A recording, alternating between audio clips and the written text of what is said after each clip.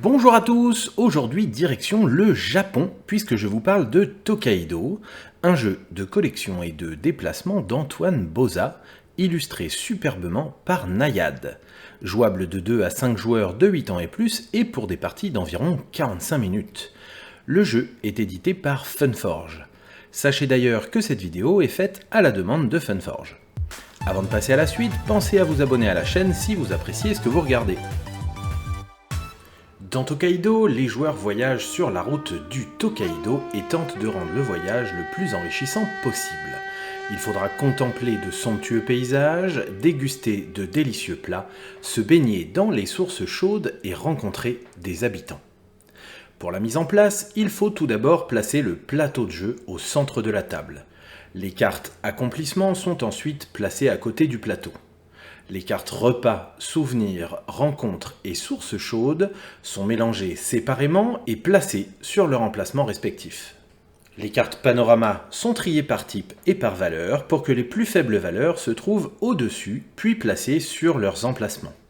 Les pièces sont placées à côté du plateau et forment la banque. Les joueurs reçoivent ensuite 2 tuiles voyageurs chacun, ils en choisissent une et replacent l'autre dans la boîte du jeu. La tuile choisie est placée devant chaque joueur, face visible. Ils prennent ensuite le nombre de pièces indiquées en haut à droite de leur tuile voyageur. Ils choisissent ensuite un pion voyageur et le placent au niveau du premier relais sur le plateau de jeu. Les marqueurs de points des joueurs sont placés sur la case 0 de la piste de points du plateau de jeu. Enfin, les joueurs prennent le jeton baluchon de leur couleur et l'insèrent dans leur tuile voyageur. Lors d'une partie à 2 joueurs, un voyageur neutre est placé sur le relais de départ et fonctionnera comme un joueur normal pour l'ordre du tour. Mais ces déplacements sont sans effet, sauf pour les emplacements temple et relais, j'y reviendrai un peu plus tard. La mise en place est prête, mais avant de continuer, voyons ce que proposent les différents voyageurs du jeu.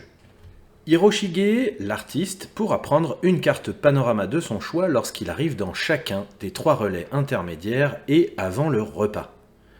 Shubei, le messager, pourra piocher une carte rencontre lorsqu'il arrivera dans chacun des 3 relais intermédiaires et avant le repas. Kinko, le ronin, payera une pièce de moins chacun de ses repas et pourra donc manger à l'œil lorsque le repas ne coûte qu'une pièce.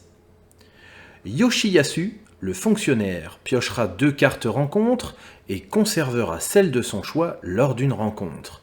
L'autre carte sera replacée sous la pioche de cartes rencontres. Satsuki, l'orpheline, recevra gratuitement la première carte repas de la pioche lors de son arrivée au relais. Elle pourra cependant y renoncer pour acheter un repas selon la règle que nous verrons un peu plus tard. Mitsukuni, le vieillard, gagnera 1 point supplémentaire par carte source chaude et par carte accomplissement. Sasayako, la geisha, pourra obtenir le souvenir le moins cher gratuit si elle en achète 2. Hirotada, le prêtre, pourra placer une pièce de la banque sur le temple en plus de ses propres dons. Umegei, la saltimbanque, gagnera 1 point et une pièce lors de chaque rencontre. Ce gain aura lieu avant d'appliquer les effets de la carte rencontre. Et enfin, Zen Emon, le marchand, pourra acheter l'un des souvenirs pour une seule pièce au lieu de son prix, une fois par échoppe. Maintenant que l'on sait ce que chaque personnage peut nous apporter, il est temps d'y jouer. Dans Tokaido, c'est toujours au joueur le plus en arrière sur la route de jouer. Les règles de déplacement sont simples. Un joueur peut avancer son voyageur d'autant d'emplacements que désiré, sans jamais oublier de s'arrêter au relais pour manger. On ne peut pas revenir en arrière, et si après son déplacement le joueur reste le dernier sur la route, alors il peut rejouer. Les joueurs se déplacent le long de la route et s'arrêtent sur les emplacements libres. Lors d'une partie à 4 ou 5 joueurs, les joueurs peuvent utiliser les emplacements doubles qui sont inaccessibles lors d'une partie à 2 ou 3 joueurs.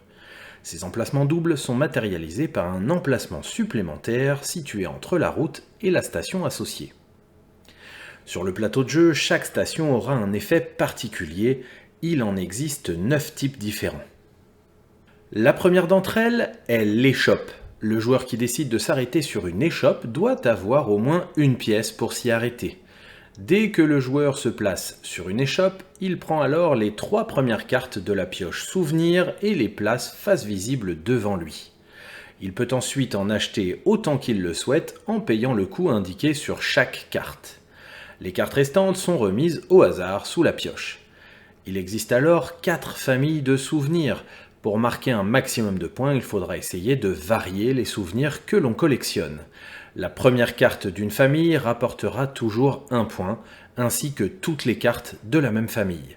Dès qu'une seconde famille est ajoutée, toutes les cartes de cette famille rapporteront 3 points, 5 points pour la troisième famille et 7 pour la quatrième. Les points sont marqués dès que les cartes sont ajoutées à la collection du joueur. Le second type de station est la ferme. Dès qu'un joueur arrive sur une ferme, il prend 3 pièces de la banque et les ajoute à son argent. Les panoramas sont le troisième type de station. Ils sont constitués de 3, 4 ou 5 sections. Quand un joueur s'arrête sur une station panorama, il prend le premier numéro qui lui manque du panorama correspondant. Le joueur marque immédiatement le nombre de points correspondant au numéro du morceau de panorama. Les joueurs ne peuvent composer qu'un seul panorama de chaque type. Ils ne peuvent donc plus se rendre sur une station du type de panorama qu'ils auraient déjà complété. Le premier à compléter un panorama reçoit immédiatement la carte accomplissement correspondante au type de panorama complété. Lorsqu'un joueur arrive sur une source chaude, le quatrième type de station, il pioche une carte source chaude et l'ajoute à sa collection. Les cartes rapportent immédiatement 2 ou 3 points. Le cinquième type de station est le temple sur lequel le joueur peut donner de 1 à 3 pièces. Elles sont placées sur le plateau dans la zone correspondante à la couleur du joueur. Chaque pièce offerte rapporte 1 point. Comme pour les shops, il est impératif d'avoir au moins une pièce pour s'y arrêter. À 2 joueurs, le joueur neutre jouera une pièce prise depuis la réserve. Les pièces du joueur neutre compteront donc en fin de partie lors du décompte des points supplémentaires. La station suivante est la station rencontre. Le joueur révèle la première carte de la pioche rencontre, l'ajoute à sa collection et déclenche l'effet du personnage rencontré. Chaque personnage dispose d'un effet différent. Shokunin permettra au joueur de prendre la première carte de la pioche souvenir et de l'ajouter à sa collection. Anaibito permettra au joueur de prendre un panorama indiqué sur la carte. Si le panorama indiqué est déjà complet, il pourra en commencer ou en compléter un nouveau. Samouraï fera marquer 3 points immédiatement au joueur. Kuge offrira 3 pièces au joueur. Enfin, Miko permettra au joueur de prendre une pièce de la banque et de la placer comme offrande au temple. Il marquera donc 1 point pour cette pièce. Les relais sont des stations spécifiques puisqu'il est obligatoire de s'y arrêter pour tous les joueurs. Dans ces relais, les joueurs peuvent acheter des cartes repas qui coûteront de 1 à 3 pièces et rapporteront 6 points. Lorsque le premier joueur arrive à un relais, il place son pion le plus proche de la route et pioche une carte repas de plus que le nombre de joueurs. Il peut ensuite en choisir une en payant le prix indiqué. Cette carte est ajoutée à sa collection et les points sont marqués immédiatement. Les cartes restantes sont placées face cachée dans la réserve. Les joueurs suivants iront choisir leur carte dans cette réserve. Attention, les joueurs ne peuvent pas goûter 2 fois la même spécialité ni acheter plusieurs cartes au sein du même relais. À 2 joueurs, le joueur qui a déplacé le joueur neutre sur le relais choisit une carte repas de la réserve et la défausse.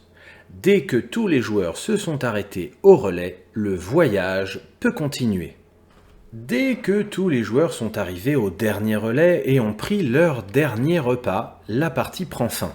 Des points supplémentaires sont attribués aux joueurs en fonction de leur rang parmi les donateurs au temple. Le plus généreux marque 10 points, le second 7, le troisième 4 et les autres 2 points. Ceux qui n'ont rien donné ne marquent aucun point supplémentaire. Les 4 derniers accomplissements sont ensuite attribués. L'accomplissement gourmet revient au joueur qui totalise le plus grand nombre de pièces sur ses cartes repas. Le baigneur est remis au joueur qui dispose de la plus grande collection de sources chaudes. Le bavard, quant à lui, revient au joueur qui dispose du plus grand nombre de cartes rencontres. Enfin, le collectionneur est remis au joueur qui aura collectionné le plus de souvenirs. s'il y a une égalité pour l'obtention d'un accomplissement. Tous les joueurs concernés gagneront 3 points. Les derniers points sont ajoutés au total des joueurs. Celui qui a le plus de points remporte la partie. En cas d'égalité, c'est celui qui a le plus de cartes accomplissement qui l'emporte. Tokaido est un jeu de collection et de déplacement simple et efficace. Il se joue sans aucun problème avec des enfants dès 7 ans. À l'image d'un Parks, Tokaido est très zen et presque contemplatif. Par ailleurs, les illustrations en font presque un objet d'art à mon goût. C'est maintenant terminé pour cette vidéo de mise en place et règles du jeu Tokaido. J'espère que ça vous a plu. Si vous remarquez des erreurs ou que vous avez des questions, n'hésitez pas à le signaler dans les commentaires. N'oubliez pas non plus de liker la vidéo et surtout de vous abonner. Maintenant, c'est à vous d'y jouer.